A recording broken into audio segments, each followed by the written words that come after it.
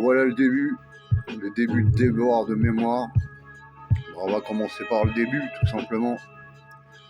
Donc, je suis né en 1972 au Pays de Galles, en Grande-Bretagne. Après, pour le reste, on va rester vague.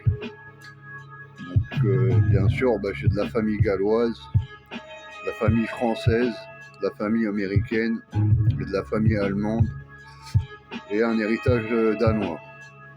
Bon, on va rester là, on va pas rentrer dans les détails. Moi, ça reste un peu personnel, si vous comprenez. Après, je suis né au Pays de Galles. J'ai vécu au Pays de Galles jusqu'à l'âge de mes 6 ans.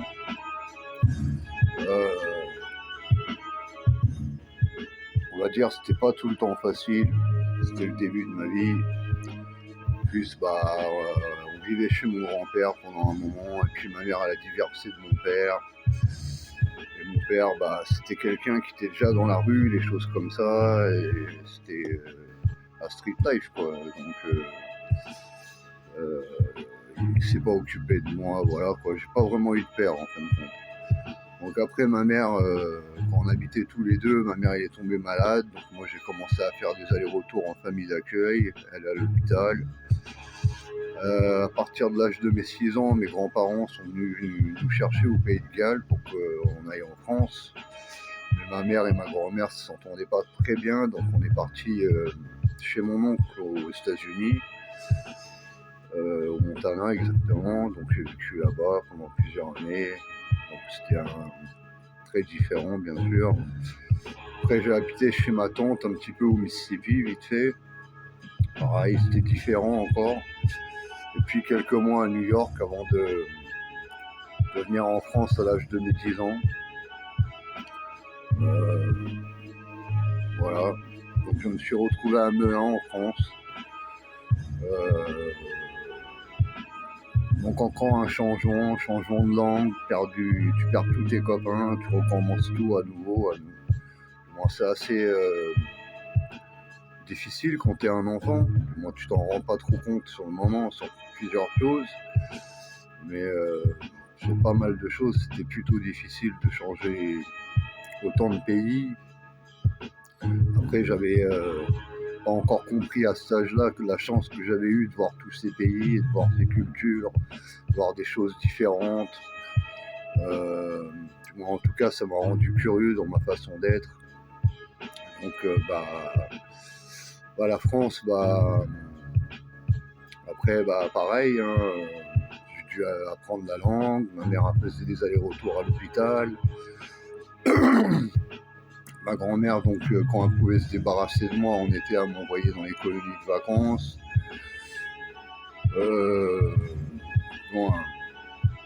Après, elle m'a envoyé en foyer. Après, je me suis retrouvé dans des foyers, des familles d'accueil, familles d'accueil. Bien sûr, après, vu que je suis un peu rebelle et un peu con et un peu têtu et obtus, j'ai préféré me mettre à la rue assez tôt. Je crois les premières fois que j'ai dormi dehors, j'avais 13-14 ans.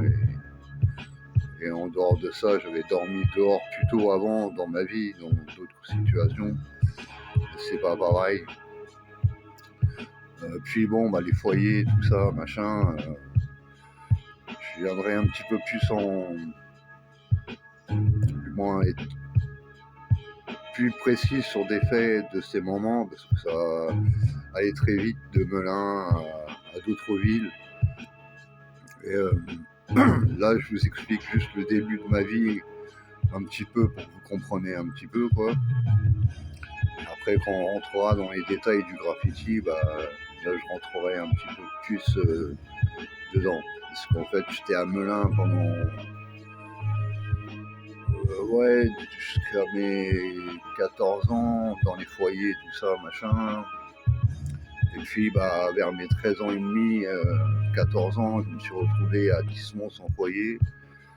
Et on va dire, c'est à partir de là que le graffiti rentre dans ma vie.